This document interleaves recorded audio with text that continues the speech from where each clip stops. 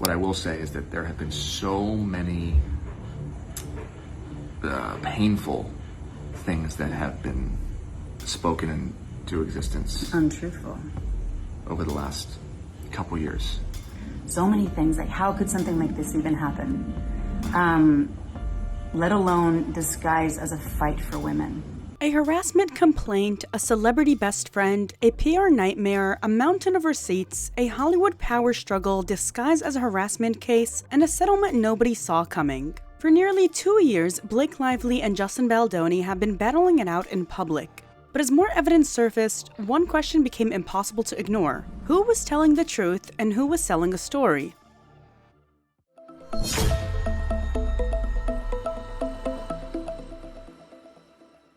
When Blake Lively first filed her complaint against Justin Baldoni, the internet largely picked a side overnight. She was presented as a woman standing up against harassment, and Justin quickly became Hollywood's newest villain. This lawsuit was supposed to destroy Justin Baldoni's reputation. Instead, it may have destroyed Blake Lively's credibility. As court documents, text messages, emails, and witness statements started pouring into the public record, something unexpected happened. People stopped asking whether Justin was guilty and started asking whether Blake had been telling the full truth. From accusations that were quietly walked back, to evidence that contradicted public statements, to narratives that completely changed once receipts surfaced, this case has become less about what happened on the set of It Ends With Us, and more about whether the public was manipulated into believing a story that wasn't entirely accurate. And the ending was as equally unsatisfying as both parties settled in court, making us question if someone got away with it. Without a trial to properly end this case, we will clearly never know all the details about what truly went down with Justin and Blake. Did each party have enough reasonable evidence to tear the other apart, or was one simply guilty and the other one simply innocent?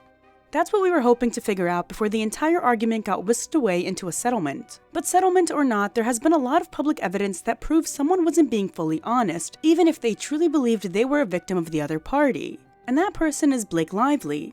So today, let's count down the 8 biggest things Blake Lively allegedly lied about, exaggerated, or manipulated in the public eye throughout this entire saga.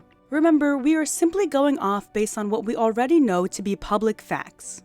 Before we start, make sure to give this video a like and subscribe for more. Tell us your thoughts below. Make sure to hype this video up on YouTube to help us break through the algorithm. Follow us on our socials, check us out on Apple and Spotify podcasts, and without further ado, let's start.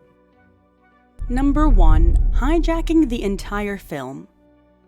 Since day one, Justin's counter-argument has been the same thing, which is that Blake has been slowly trying to take over this movie, and in doing so, she tried to ruin his reputation by framing him and his colleagues as predators on set. Blake's argument changed from being about SA to being about women speaking up in general, to being about basically anything that the judge hasn't dismissed.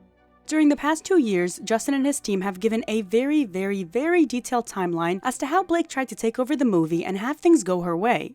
According to Justin and his team, this is how the takeover first began. What's interesting is that Justin's recollection held up as more and more private messages between Blake and her side became public. This movie takeover seems to be the foundation of what their issues were on set. Here are all the things that Blake did to prove that she was abusing any sort of power she thought she had. First, she rewrote the entire rooftop scene without getting the green light from Justin, but it turns out she wasn't the one who rewrote it, Ryan Reynolds did, and she just took credit for it. She lied to friends saying that she had to take over as director since day one because Justin wasn't qualified enough, when in reality she complained to Justin about how nobody ever gave her the chance to be a director or hear her out, which led to him giving her a shot. She essentially guilt-tripped him into thinking that her contributions were never taken seriously as a woman, yet she was passing off Ryan's work as her own. During this time, she was also involving Taylor Swift to persuade Justin into letting her have the scene inserted into the movie. On December 27, 2023, Justin emails his production team saying he's waving a white flag and will give Blake 98% of what she wants because everyone is too tired to keep fighting her. He also says that he's frustrated that years of work from him and his team are being rewritten by Blake.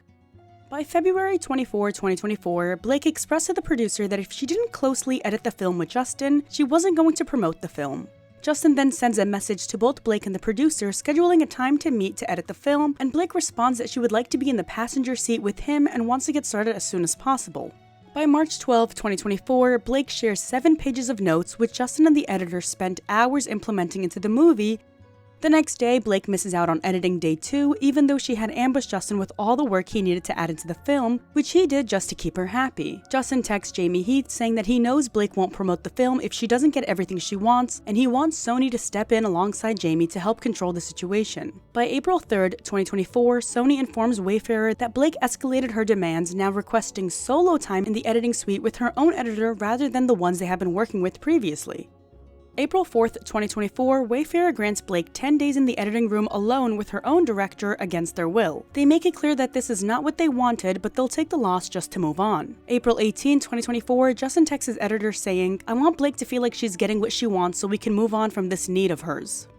From April 22 to May 1st, Blake and the editor are working on her version of the film's cut, and the production companies, Wayfarer and Sony, are paying for it. At the same time, Justin is still editing his own version of the movie, and he believes that once both versions are done, he'll be able to look at Blake's edits and decide whether to include some of them in the final cut. Keynote: Justin still thinks they will collab at the end, and he will still have the final say. Spoiler alert, he doesn't.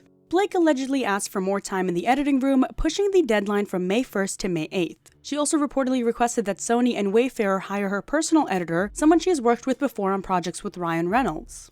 In response, Wayfarer considered approving the extension, but only on the condition that Blake finally signed her long-delayed acting agreement, which she refused to sign for over a year. The studio had been trying to secure her signature as the agreement would prevent her from using promotional commitments as leverage in negotiations going forward.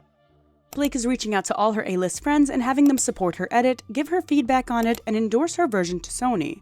May 2nd, 2024, Blake threatens that she might change her mind about reaching out to Taylor Swift to secure the use of My Tears Ricochet for the trailer if her demands are not met.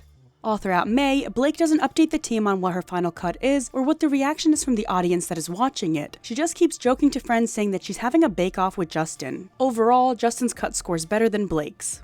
June 3rd, Justin finds out that Blake will be replacing him in promoting the movie at Book Bonanza with Colleen Hoover. Blake starts to show her cut of the film at the event regardless of Sony or Wayfarer's approval, even saying the studio begged her not to show the film, but ultimately they didn't have the option to say no as she brought the film with her on the airplane.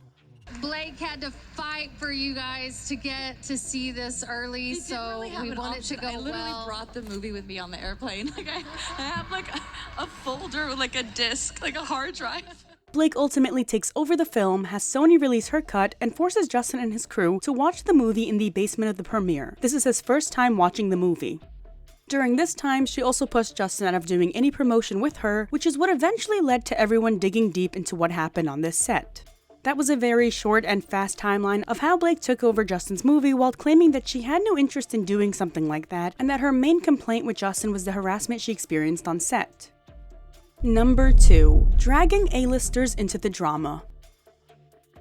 We have a video about this in full detail, but here's a quick recap. When Blake's harassment complaint was first released, most of the public viewed her as the clear victim in the situation. But that narrative started to shift when Justin fired back, alleging that Blake had taken control of major creative decisions on the film and leveraged some of Hollywood's most powerful names to get her way. The first and most powerful person Blake summoned was Taylor Swift. Right next to Taylor was Ryan Reynolds. Both Taylor and Ryan had a role in getting Blake creative control from Justin, and the most notable part of this lawsuit was a disastrous meeting that took place at Blake and Ryan's New York City penthouse, where everyone ambushed Justin with praise for Blake's work on the rewrites. Justin was under the impression that no one was joining in on their meeting. When Justin's lawsuit explains this, Blake's team denies that anyone surprised Justin and simply says that Taylor Swift just happened to walk right into the penthouse while the meeting was finishing up. That was a complete lie. Text messages have been made public showing proof of Blake and Taylor planning when and where to ambush Justin. Blake sent a text to Taylor asking her to endorse her revised movie script, saying, "If you get here with this doofus director of my movie who is still here, I'll be ushering him out but hope he's still here. Can you do me a huge favor? I need help with him. Can you tell him you're excited for the movie, that you read the book, but what you're freaking out about is the pages I sent you? What a magnetic scene it is. I'll send you the scene. You don't have to read, of course. He's a clown and thinks he's a writer now, and got this rewrite and told me he appreciates my passion. That's it." So having the greatest living storyteller unknowingly echo to him how much you love what we're doing, giving him credit as if he wrote them with me, will go such a long way. Taylor replied, "I'll do anything for you." In Justin's lawsuit, filed nearly 2 years before the public got to see the text messages for themselves, his team claimed that Blake used some of Hollywood's biggest names to pressure him into falling in line and accepting the changes she wanted to make to the film. Taylor did such a good job of sending Justin a message through fake flattery that Blake eventually sent Taylor a paragraph of praise based on her performance. Blake wrote, "You were so epically heroic today. I recapped every moment to Ryan. I kept remembering stuff. You making shit up about me in lenses and referring to yourself as my doll." And then referring to Justin, Blake wrote, "This clown falling for all of it but also resisting it. You were the world's absolute greatest friend." Taylor wasn't the only powerful A-list celebrity who got dragged into this mess. According to the documents, Blake reached out to Ben Affleck, Matt Damon, and Matt's wife Luciana, asking them to watch her edit of the film and offer feedback. She wrote to Ben, "If you have an hour and 58 minutes of free time at any time in the next few days, would you be willing to watch the movie and give me any ideas or notes? I will pix it to you. You can literally text me a voice memo so you don't have to formally write thoughts. If I would have just formally directed it, it would have been much easier, but having to troubleshoot through his taste, ego, and pre-existing decisions made it so difficult." Again, this is the same person who fully fledged that she brought no outside involvement with It Ends With Us and that her main issue is harassment taking place on set, but she never once mentioned the fact that she did chase A-list friends to go and pitch support for her version of the movie. Blake and Ryan asked the same thing of Matt Damon and his wife, completely feeding them a twisted version of events that had Matt's wife feeling incredibly sorry for Blake, saying, "It's insane the power this guy has had with no experience to back him." Blake reiterates to them that she had to do everything for this film, which wasn't mentioned at all in her harassment complaint, but was first introduced to us in Justin's lawsuit. Blake eventually got Taylor, Matt, Bradley Cooper, Colleen Hoover, and Ryan Reynolds to all support and pitch her version of the film to Sony. Number 3. When the harassment narrative started to crack. It's not often that a woman in Hollywood accuses someone of behaving inappropriately on set, and the mountain of receipts that come out afterwards leaves the public wondering whether they were given the full story from the start. Blake's complaint centered heavily on allegations of sexual harassment, and much of the evidence she presented was intended to support that narrative. However, when Justin's lawsuit was later filed, his team released longer message chains, additional emails, and broader context surrounding many of the same interactions, leading critics to argue that the public has only been shown part of the story. Here are a couple of examples of Blake and Ryan spinning the truth to fit their narrative. First, Blake alleges that Justin made her uncomfortable by talking about her body and making remarks about her appearance. In one alleged incident, she claims Justin pressured her to remove her coat to reveal her onesie, which she had partially unzipped to reveal her bra, and told her, "I think you look sexy," in a tone that made her feel ogled and exposed. The complaint also alleges that Baldoni went out of his way to message criticisms of her age and weight, including voicing worries that she looked old and unattractive based on paparazzi photos from the set. Justin's lawsuit spins the story in a different way by providing text messages that showed him constantly supporting her and hyping her up when she felt insecure. Blake thanks Justin for his support and says his friendship has helped her a lot. When Justin says, "Been deep into writing, really fun with you in mind," fun not the right word, exciting, she responds saying, "You're safe here." This interaction between them, almost 2 years before her complaint, shows his character because he corrects himself so that he doesn't make her feel weird, and she reassures him that nothing about that was weird. This was months into her being cast as Lily Bloom, although she misled friends Matt Damon and Luciana, saying that since day one they had issues and he made her uncomfortable. While Blake said that Justin made her feel self-conscious about her weight and looks, text messages between them show the opposite of that happening. Blake is self-conscious about filming their sex scene and asks to push it towards the end of the schedule, and Justin tells Blake, "We will talk through and get creative together and make you comfortable. I just don't want you to stress about your body, it's the last thing you need." His language is that of a supporting co-star, while her language is pushing the line between professional and personal relationships, telling him, "We're gonna kill it and look so fit they have to Lola us to look less banging." Text messages between Blake and Justin always seemed friendly, with Blake leaning towards a more playful and flirty side of herself. This is what led people to believe that she caught feelings for him, and him turning her down is what sent her into this whole rage. By April 2023, Justin sends Blake the updated script, and she asks him if he can make the dialogue between Lily and Ryle more flirty and yummy. Justin tells her he's eager to see her take and will wait for her notes on the script. Furthermore, text messages between Ryan and Justin showcase Ryan praising Justin's character and his treatment of Blake. Ryan says, "You've been a great collaborator with B, and that means a great deal to both of us. Being a stand-up person is everything, and you've been just that since day one. Thank you." This is the same person, by the way, who spoke about Justin's character to friends, calling him a malignantly vain, sociopathic feminist with almost no sense of boundaries or shame. I cannot believe he hasn't gone to jail or returned to the sun. Blake's complaint also says that Justin would spontaneously kiss her and would drag the kiss for a long time, making them repeat the scene over and over again. But footage came out to show that Blake kissed Justin in an unscripted hospital scene between them, and the kiss was so random, Justin literally looks thrown off guard. Is everything okay? Yeah, you forgot this. Wait, what? No, babe, this isn't. Court documents also allege that Blake had 9 unscripted kisses that she made towards Justin. In Blake's complaint, she said that Justin came into her trailer while she was nursing, but then text message proof shows that Blake invited Justin to come in while she was nursing to rehearse their lines. There was also a different time when Blake alleged that Justin made her uncomfortable when they shot a slow dance between Lily and Ryle that required no sound. Blake alleges that Justin, speaking as himself, leaned forward and slowly dragged his lips from her ear and down her neck as he said, "It smells so good." Baldoni was caressing Miss Lively with his mouth in a way that had nothing to do with their roles, the complaint alleges, adding that when Lively later objected to his behavior, Baldoni responded by telling her, "I'm not even attracted to you." When the footage of this came out, the entire thing was pretty professional, and the public agreed that it didn't fall under any circumstances of discomfort. Blake tells Justin that she's probably getting her spray tan all over him, to which he replies, "It smells good." That was the context of the whole, he leaned towards her ear talking to himself, saying it smells so good. Blake apparently didn't realize that the raw footage would have sound, and once the scene was done, Justin didn't linger around and quickly dropped the act, yelling cut. I'm probably getting spray tan on you. That smells good. All right, cut. I think we got plenty. Yes. Slow motion. It's gonna be a 17-minute reel. There are a lot more examples of this, but you guys get the gist. Number 4. Blake asks to delete raw footage, aka possibly deleting evidence. Blake said under oath during her deposition that she never asked anyone to delete any dailies, aka raw unedited footage from the movie It Ends With Us. Blake's deposition took place on July 31st, 2025.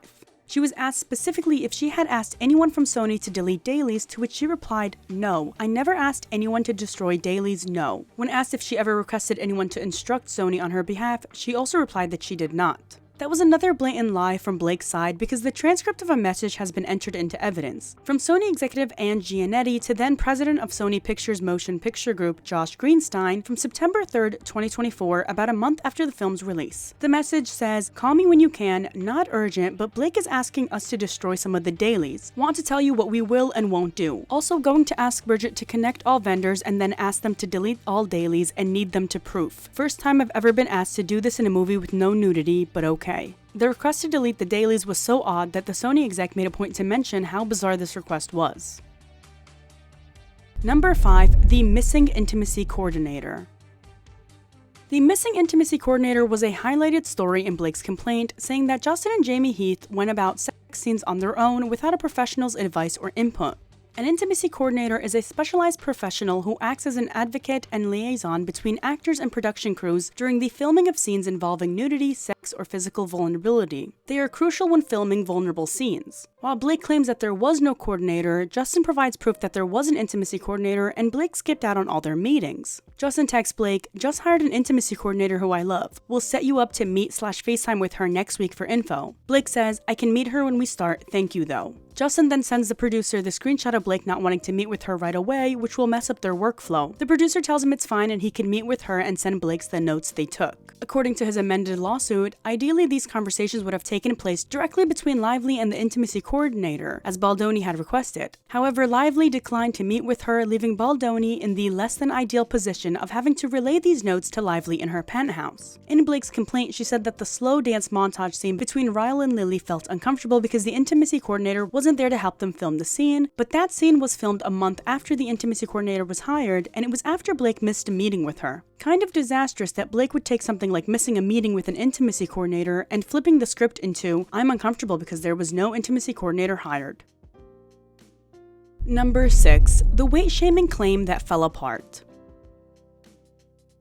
Justin allegedly body-shaming Blake was another highlighted key point in her complaint. Ryan and Blake both recall the story to Matt Damon and his wife, and they do it in a way that's extremely dramatized and isn't even true, which is pretty on theme for them. Ryan says, "Several weeks before shooting and right after Blake had given birth to our son, this guy called our trainer Don and asked, 'How much do you think Blake will weigh in 2 weeks?' Don got very Long Island all of a sudden and Justin backtracked. He said, 'I'm only asking because I have to carry her in a scene and I have low bone density.' Luciana says, 'Sorry, but what the actual fuck? He's dead.'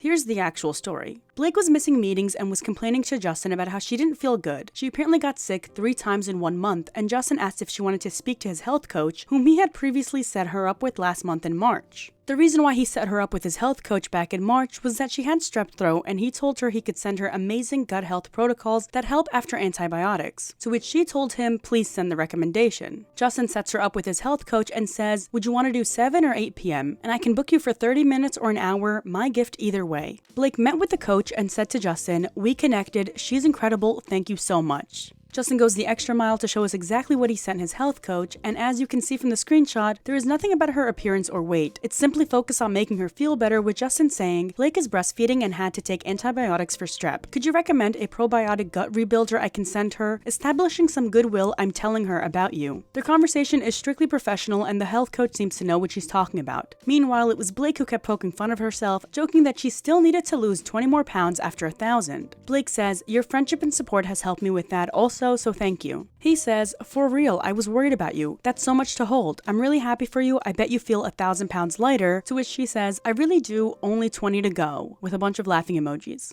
When it came to the incident where Justin asked Blake's trainer how much she weighed, Blake and Ryan portrayed the exchange as evidence that Justin was being unprofessional. However, Justin's side argued that he only asked the question because he was dealing with a back injury and wanted to safely prepare for a scene that required him to lift her. Ryan and Blake purposefully explained the situation to their friends in a way that lacked context to make Justin seem unprofessional or pretentious. Justin stated that he wasn't trying to take a shot at Blake because he never asked her directly about this. To avoid hurting her feelings but also staying on the safe side and avoiding injury, he discreetly asked her trainer about it. Sure, it blew up in his face when Blake and Ryan got the trainer to tell the media that it made him uncomfortable being asked that question, but multiple examples showed that Justin went above and beyond to make Blake feel comfortable on set, and this incident with the weight question seemed to get blown out of proportion regardless. Number 7. Manipulating the context behind some of the work ethics she and her coworkers had. Trying to figure out new ways to work with someone and then waking up to a complaint accusing you of having a porn addiction sounds less like real life and more like someone's maladaptive daydream.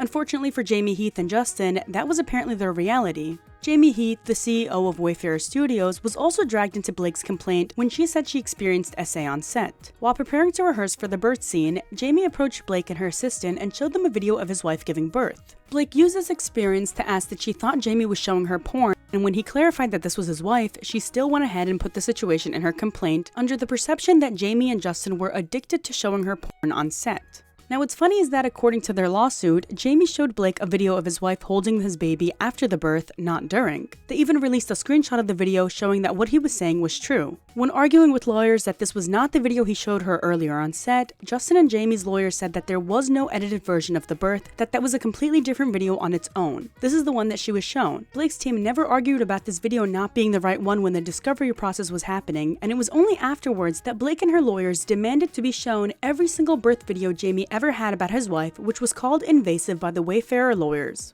On top of that, Blake never even saw the video, and according to Justin, wanted to see the home birthing video because Justin saw it and said that it went along with his vision. When Jamie showed her the video, he wasn't able to play it for more than 1 second before Blake paused it and asked if he had permission to show her this video, to which he said he did, and she said okay, she'll see it after lunch, but they both got preoccupied and she never got to see it at all. So she used that 1 second she saw and came up with a story about how she was ambushed into seeing a video of a fully nude woman with her legs spread apart.